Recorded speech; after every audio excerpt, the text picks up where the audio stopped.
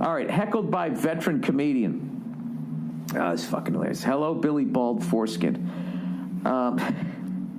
Hey, after about 2 months ago, now I don't know if they're making fun of my dick there or what my head looks like, but either way, it's funny. About 2 months ago, I gave the open mic night a try. Oh, he heckled you as an open micer? That's fucking not good. I prepared for it for a while and finally worked up the nerve to do it. Had material, had some semblance of a planned attempt. I get about 4 minutes into it and I'm getting laughs. Not a lot, but some. And a bunch of smiles. All right, good for you. Plus, even the beginning, all it's about is just having the balls to go up there when they call your name. It has nothing to do with how well you do. Anyway, so I was confident and busted out a joke that was a little racy, but nothing mean-spirited. No one laughed. Oh, well, I moved on. A few days go by, and I'm getting hate on Facebook for the joke from a comedian that has been working the scene for longer than I've been alive. Oh, Jesus. Jesus. Really? Comic on comic violence? Ah, you hate to see it.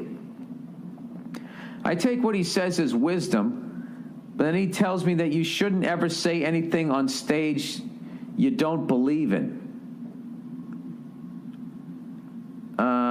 Wait a minute. Wait a minute. You're saying you're getting hate on Facebook. This guy is basically giving you advice. And being heckled is it's interrupting a live performance. You don't get heckled on Facebook. I hate when they say the comedian heckled the crowd. The crowd is not giving a performance.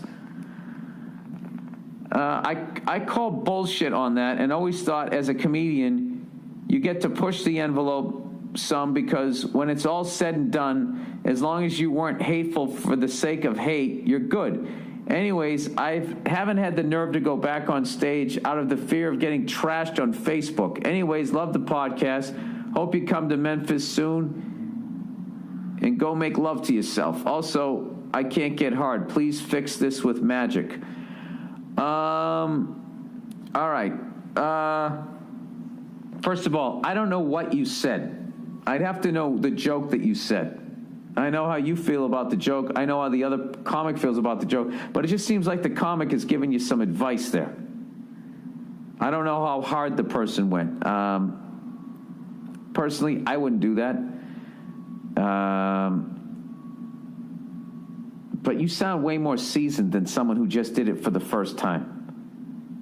Wait a minute. I gave open mic a try. I prepared for it for a while. Yada, yada, yada. I get about 4 minutes into it. Getting laughs, and then he did the joke that didn't go well.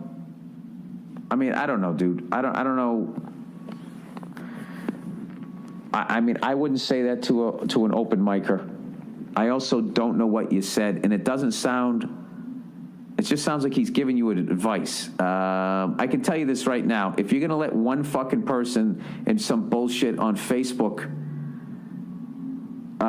make you not go back on stage, then this guy did you a favor, because you got to be way tougher than that.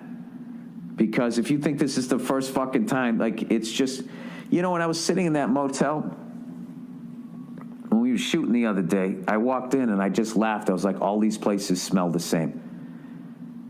And one of the actors asked me, he goes, "What's the worst gig you ever had?" And I thought about it for a second, and then I just laughed, and I was just like, that is just too big a subject for me to pick any one gig. I mean, you literally have to go, like, worst gig without a microphone. Worst gig in a cafeteria where they didn't know that there was a show. Worst nooner. Worst, am I going to get the shit kicked out of me? Worst gig where I didn't get paid. Worst gig where the fucking middle act was a former headliner and he did 45 to an hour in front of me and tried to burn out the crowd. You got white crowds, you got black crowds, you got college crowds, cruise ships. I mean, it's just, and you know what's funny is I haven't forgot any of them, but I can't remember any of them either. They just all are this giant ball of hate hate and humiliation. And that's what you're signing up for. And I'm not trying to discourage you here. What it is what you need right now, rather than writing to me, is you need to go to more open mics. And what's going to happen is you're going to get comedian friends from your graduation class, right? And what you do, how you get through all of that was, I used to call up, the comics that I started out with. Like if I remember Patrice having some brutal show in front of a bunch of cops when he started up. And he ate his balls so bad that he called me up. And through talking to me, he was able to laugh about it, and then I was laughing about it. And, then when I bombed all the fucking time, I would call him up. You tell the stories. Then what becomes is then other comics try to top your story about what the worst gig that they ever fucking had.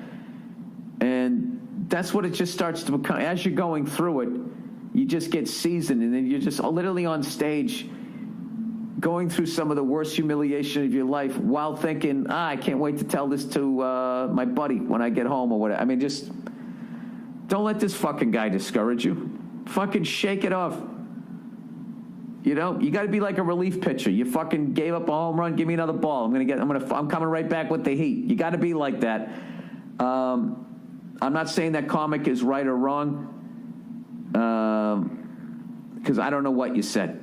He evidently felt it was serious enough to reach out to you on Facebook, but that's not something I would have done. I don't try to be the comedy fucking cop here. All right. So good luck with you, sir. All right. As Joe Bartnick says, take your balls out of your purse and fucking get back on stage. All right? Good luck to you. All right, caught wife shoplifting. Dear Billnosaurus Rex, okay? My wife and I have been together for 13 years and married for about half that time. Basically, we are best friends with a romantic relationship. Congratulations. Things have recently started getting even better for us. All of a sudden, I've noticed all these extra knickknacks around the house. I got my first job as a university professor, and she got a job in administration at the same university. Oh, my God. She's shoplifting. I believe our relationship is as strong as it is because I can trust her with my life. I think that just changed. Last night, after getting home from the mall, I found her taking makeup out of her purse. The same makeup that she refused to buy because it was too expensive. Her reaction told me I wasn't supposed to see that she had it. I confronted her about the potential shoplifting. The confrontation resulted in a long argument, one that swung from denial to anger at me to crying and then back to anger. She could never prove that she paid for it. Given her reaction and the circumstances, I am as confident as one can be that she shoplifted. Absolutely. She would have just produced the receipt. Trust me. Trust is important to me, Bill. My wife is beautiful and she's constantly approached by men. I need to trust that she will stay loyal to our relationship. Her shoplifting and then so brazenly lying to me about it puts everything into doubt for me. How is this risk worth her career or our relationship? Is shoplifting not that big a deal? Could this also increase the likelihood that she is dishonest in other areas of our relationship? Am I crazy? I will be listening to your advice. By the way, you killed it in Toronto. Thank you. Dude, I mean, I don't know her. I think it's all of those things. I think it might not be that big a deal, or it could be the tip of an iceberg. I have no idea. But this is like the beginning of a great movie, and I'm sorry that you're starring in it. Like, this is like some Alfred Hitchcock shit, like Rear Window, except you're in the apartment with the murderer, potentially. Or, it just sort of ends like that War of the Worlds, anticlimactic. I don't know. But, yeah, like, do you pursue it? because I'm always about, like, when you feel shit like that, sit down with them and just say, look, I'm not saying you're a bad person. I'm just saying how what you did makes me feel. All right? And then tell her everything that you just said to me.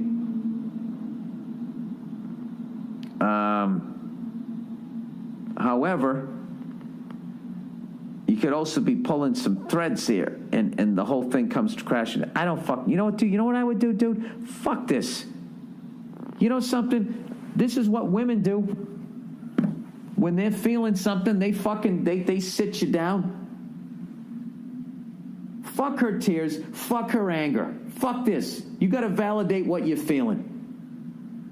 You see, like, this is what men do when they get in a relationship. You treat your wife, your girlfriend, like a ticking time bomb. Because they so much... This guy's right. I do generalize a lot on the fucking podcast, don't I? They fucking... they control the relationship with their emotions.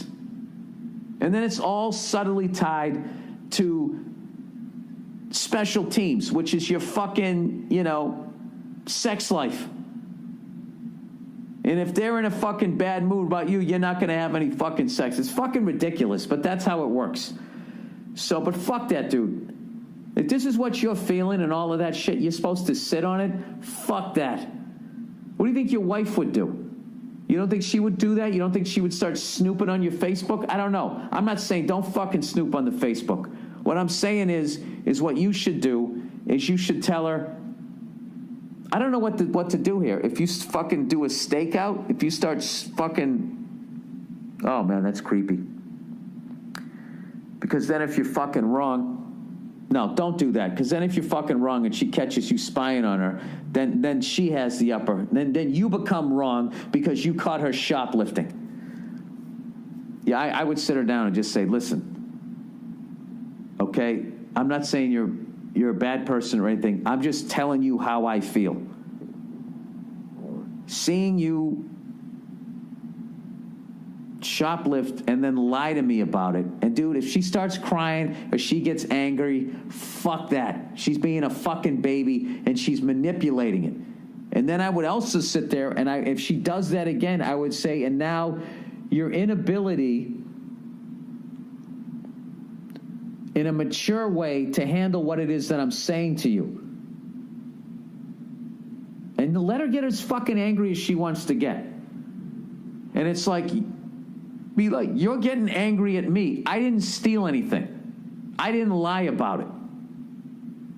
Okay? I'm just letting you know how this is making me feel. And we can totally get past this if you're going to be an adult about this and sit down, own up to what you did, and talk me through this. Oh, is she going to get fucking mad at you? And you know what? Fuck her. Okay? Because this is what they'll do. This is the exact fucking thing that she'd do to you. And I by no means fucking superimposing all the fucking issues I have with women on you in your relationship. I absolutely am. But that's what the fuck I would do. And you know something? What else do you want from me? That's all I can do is tell you what the fuck I would do. That is what I would do. All right? It wasn't fair of her to put you in that position. And now for you to sit there walking around carrying this fucking stress. So I would address it with her. All right? And there you go.